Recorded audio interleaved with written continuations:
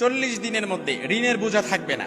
একেবারে আল্লাহর কসম করে আমি বলতেছি, এই আমলটা যদি করতে পারেন 40 দিন, প্রত্যেকটা জিনিস পরিবর্তন হওয়ার জন্য নিম্ন 40 দিন লাগে। এই জন্য 40 দিন যদি আপনি আমলটা করতে পারেন, আল্লাহর কসম, ছোট্ট আমলটা এশার সালাতের পরেই যদি আপনি বসে 100 বার এই আমলটা করতে পারেন, একেবারে ইনশাআল্লাহুল আজিজ আপনার ঋণের বোঝা কখনো থাকবে না। তবে আমলটি কিভাবে করবেন?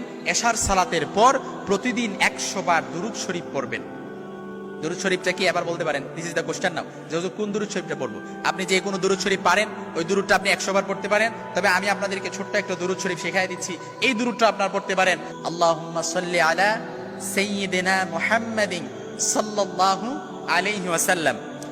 এই দুরূদটা আপনি 100 বার পড়বেন, তারপর 499 বার পড়বেন লা হাওলা ওয়ালা কুওয়াতা ইল্লা বিল্লাহ।